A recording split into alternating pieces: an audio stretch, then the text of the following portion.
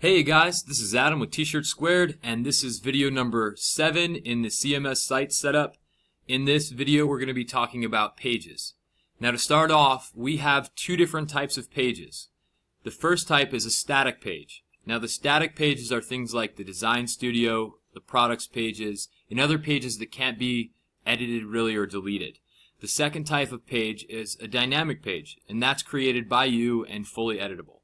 Now, you still have control over both of those pages, and let me show you a little bit more of what I mean. From the dashboard, we're going to go to CMS Management and then click on Static Page SEO. Now here you're going to see the core pages that we need to put information in for SEO purposes.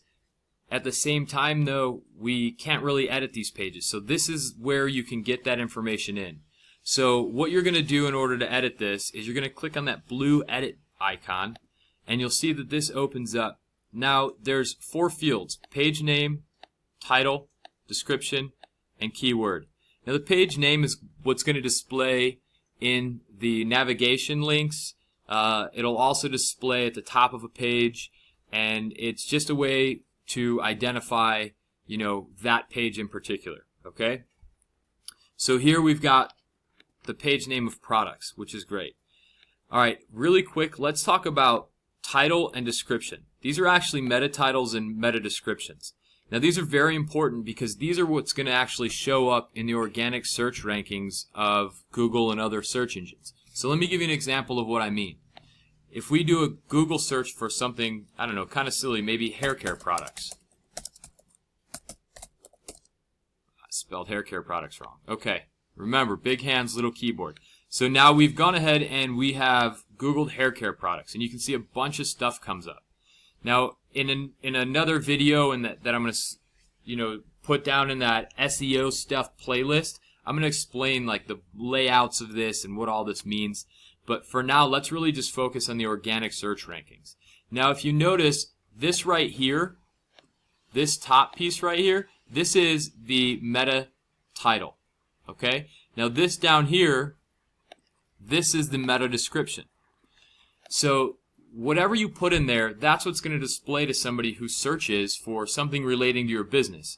Now, the content of the meta title and the meta description, that's important because if somebody sees something that makes sense, they're going to use that information and click on that link. So when you have better quality meta descriptions and meta titles, you're going to get a higher rate of clicks. You're going to get a higher click-through rate. Now, there are a couple of best practices here. If you notice that the search engine is highlighting the keywords that are inside of the meta description.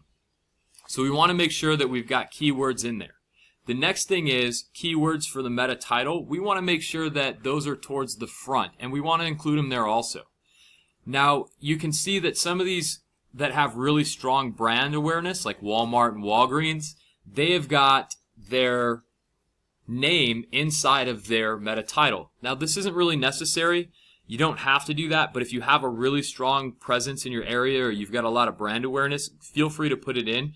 Just as a rule of thumb, you're going to want to put it towards the end. I mean, Amazon is its own keyword, so they're sort of, on their own level. But for the majority, you can see Ulta is on the end, Walgreens, and that hair care or hair care products, that keyword is there at the top.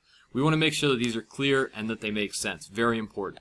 So this is where you're going to edit those things, both meta title and meta description. Now, the meta title should be between 50 to 60 characters, and that's going to include spaces.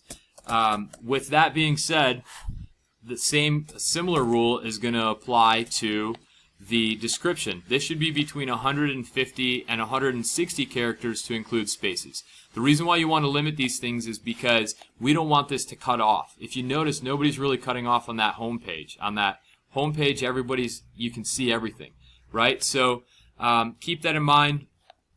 Meta title between 50 and 60 characters, meta description between 150 and 160, and we want to make sure that this is powerful and contains keywords. Now, I've got a keyword field here. Right now, it's currently required. I've recently had somebody finally convince me to change my school of thought on this.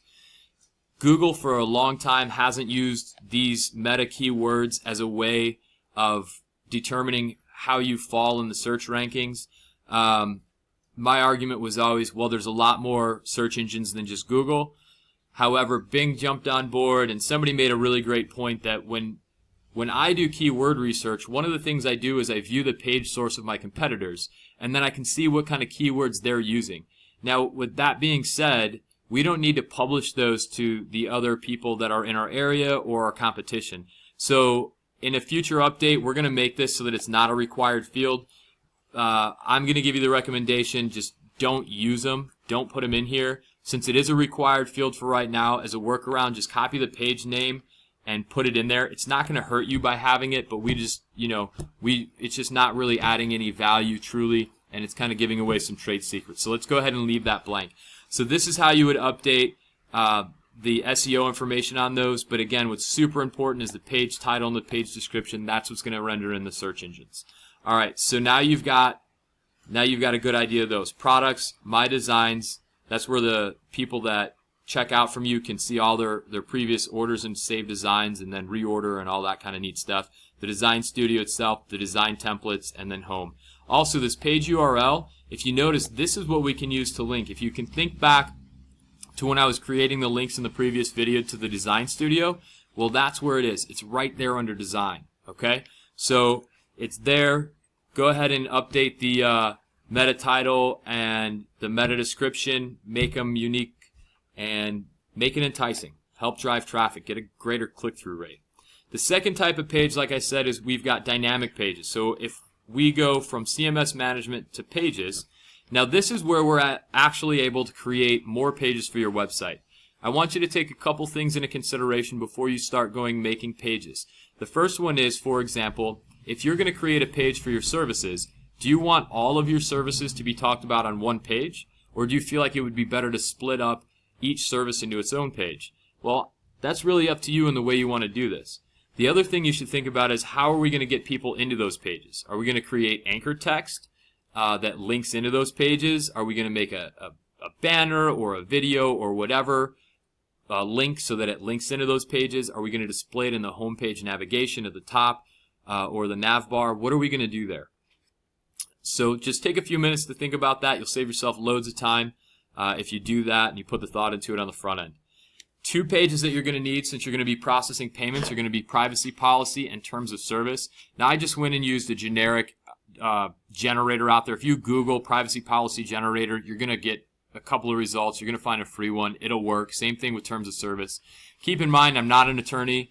If you feel more comfortable, you think it's a good idea, consult an attorney about this. Technically, they're legal docs, but I think there's enough said on that. Just make sure that they're there because you're going to need it for your payment gateway, merchant service providers, etc., right? It's a requirement.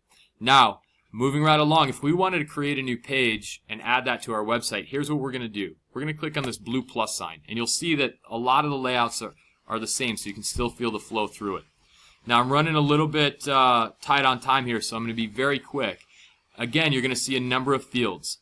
Page name, that's going to display at the top of the page and also in the navigation. So let's just say test page. Okay. Now once we've created a test page, the URL is automatically calculated for us. And when we click off that, you can see that the system is going to magically make sure that that's a good one and it's not already being used somewhere else. Here we've got that meta title and meta description that we talked about, and then the meta keywords. Again, I'm going to, in a future update, we're probably just going to, deprecate this completely, but as a workaround for the time being, let's just put in the page name, okay? So now let's just say test page, T-shirt tech, and then meta description. This is a meta description. Okay, great. We got that in there. Now, here you've got that same, what you see is what you get editor. Rather than going through and trying to build pages right now and do all that sort of stuff, I really feel like we drove that home when we were working on the homepage sections. I think you guys have a good feel for the what you see is what you get editor and a good idea of how the source code works. Again, if there's page layouts that you want to see, throw them down in the comments. I'll code them out for you. Or if you guys want me to build page elements that you can then, use on multiple pages and kind of like hodgepodge them together to build pages, let me know, and I'll put out a bunch of those too. I'll code it out for you. Just throw it in the comments and let me know. Okay, and then also you can see down here is page status. Now this is super important. We wanna, I know it's at the bottom, what you see is what you get. It used to be much smaller. In a future update, I'll move this to the top so that way it's more visible. Don't forget it. If you don't put it in when you save your page, you're gonna lose your work, which is super frustrating. Just trust me, you don't want that. Just so you can kind of see how a page would render, let's go ahead and grab some lorem ipsum text. Let's see. Lorem ipsum. Okay, great. So we got this lorem ipsum text, and we'll just create a couple of paragraphs of it. And then let's save the page and see what happens.